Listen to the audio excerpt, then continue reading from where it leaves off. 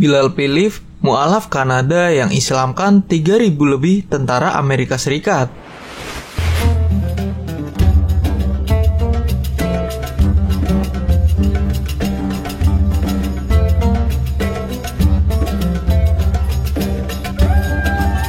Assalamualaikum warahmatullahi wabarakatuh. Jumpa lagi di channel Atasan.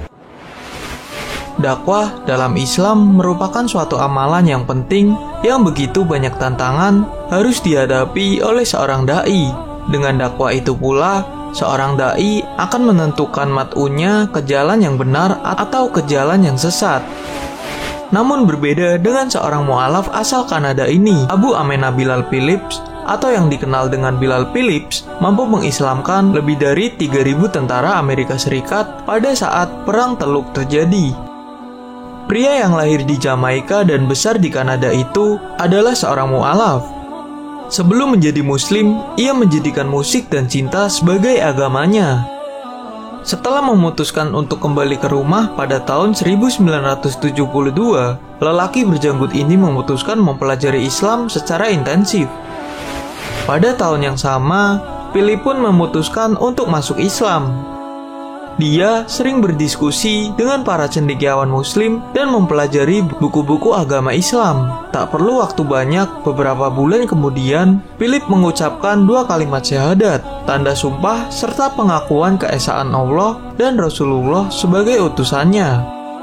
Proses masuk Islamnya pun terbilang cukup singkat. Hanya 6 bulan saja setelah membaca buku-buku Islam dan berdiskusi tentang Islam, ia studi jurusan studi Islam di Universitas Madinah. Tak sampai di situ saja, ia terus mendalami agama Islam hingga dengan mengikuti program magister di Universitas Riyadh.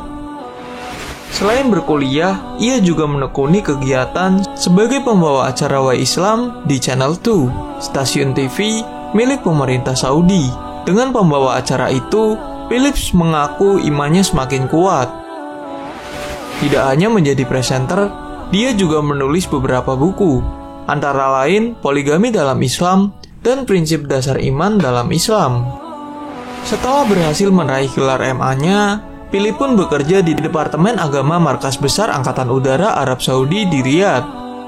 Saat itu sedang pecah Perang Teluk dan tugasnya adalah mengajar tentara tentang agama Islam pada pasukan Amerika Serikat di basis-basis militer mereka. Kemudian, Philips pergi ke Amerika Serikat untuk membantu memberikan bimbingan rohani bagi para tentara yang baru masuk Islam. Dengan bantuan organisasi Muslim Members of the Military atau MMM, Philips menggelar berbagai konferensi dan kegiatan yang berhasil mendesak militer Amerika Serikat untuk membangun fasilitas-fasilitas mushola di seluruh basis-basis militernya. Pemerintah Amerika Serikat juga berkewajiban untuk meminta komunitas Muslim mengajukan kandidat ulama yang akan menjadi pembimbing rohani bagi tentara yang Muslim di kemiliteran Amerika Serikat. Tahun 1994, Philips berimigrasi ke Uni Emirat Arab. Kemudian di sana, ia membentuk Pusat Informasi Islam yang dikenal dengan nama Discover Islam. Pusat informasi itu dibuat untuk meluruskan pandangan-pandangan yang salah tentang Islam. Ia dibantu oleh para mu'alaf dari berbagai negara seperti Utma Bari asal Irlandia, Ahmed Abalos asal Filipina, dan Abdul Latif dari Kerala dalam mengelola pusat informasi itu. Dalam kurun waktu 5 tahun setelah dibentuknya Pusat Informasi Islam, sekitar 1.500 orang dari Amerika, Australia, Inggris, Rusia, Cina, Jerman, Filipina, Sri Lanka, dan India masuk Islam di Pusat Informasi ini. Dari seluruh kegiatan dakwahnya menegakkan agama Allah, saat-saat paling membahagiakan dalam hidup Philips adalah ketika kedua orang tuanya dalam usia 70 tahun akhirnya menerima Islam sebagai agama mereka.